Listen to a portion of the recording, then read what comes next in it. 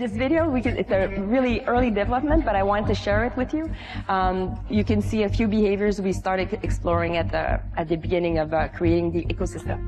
So for Paris to feel and living and breathing on its own, we first needed to create an ecosystem in which NPCs would have their own sets of behaviors and reactions, allowing them to interact with each other. So the NPCs ecosystem and crowd events were designed to be NPC-centric, which means that the player doesn't have to get involved for things to happen around him. He can be involved and they will react, but he doesn't have to for things to happen. So this would create some spontaneous situations around the player without requiring his inputs. We wanted crowd events to have some kind of a catalyst effect on the NPC ecosystem and cause emergent gameplay during free roam and during missions, which was a challenge. To achieve this, we needed to review our usual ways for developing crowd events. Traditionally, events were scripted by hand, and it was very time-consuming to create and maintain individual events throughout the whole city. So in this example here, you see aggressors start taunting, and since the cops are here, they'll end up stopping and just going away. They're being interrupted.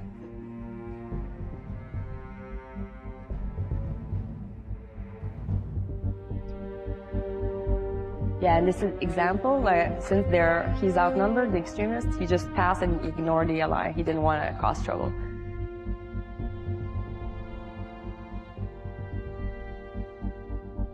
And we could instantly spawn factions, so we could, test out the reactions and stuff.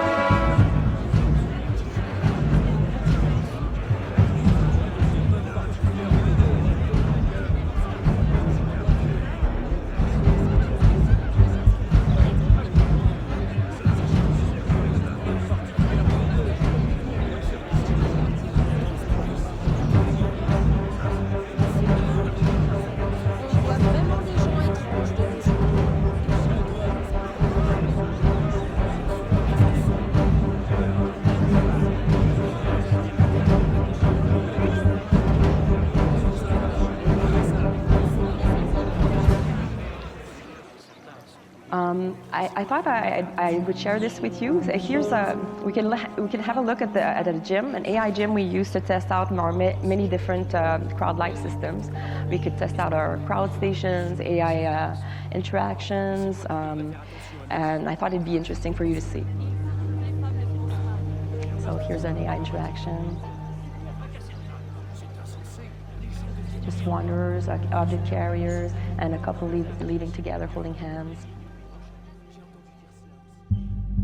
This is a bird's view of the analyzer. So here we can see a bird's eye view from the analyzer in action. The green circle represents the clearance that we have at the particular spot.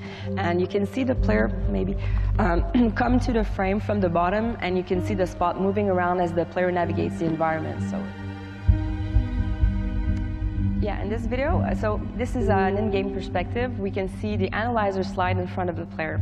The event controller uses the analyzer's computation to know which events are allowed to start at this particular position. Events that are too large to start will be discarded outright.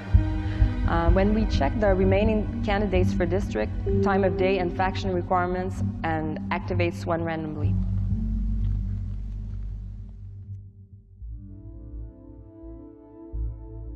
If I look at the top view of when the player is turning, no blocks behind him are actually drawn. So this saves us some polygons, obviously. And when they are not drawn, they actually compute reactions, but no animations, and obviously they are not displayed. So here you can see guards walking through the crowd. So again, when there is a collision, we do basic sliding. It's not perfect. It has interpenetration. So basically, they start reacting, so they stand still, play animation. As the animation finishes, they turn around and then move away.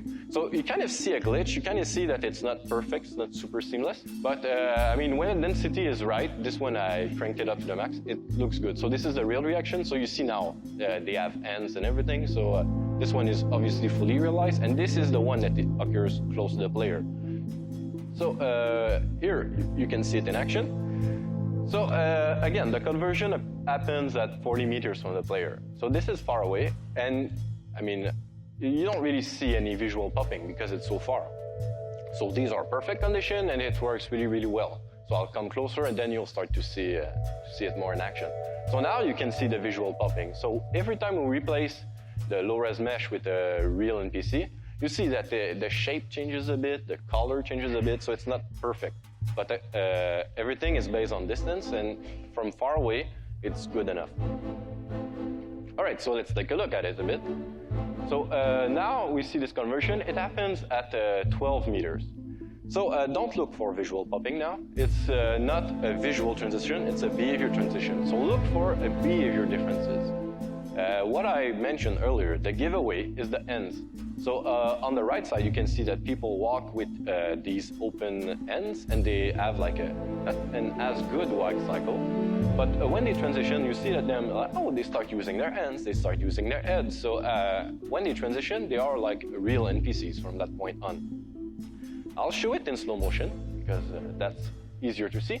So now he has these open ends. He's a puppet bulk. And then he's walking. And then when he transitions, actually you see his end coming together. He'll start moving the arms, moving the head. You see that he doesn't have the blank stare anymore. It has a full facial expression. So now that guy is like a real NPC.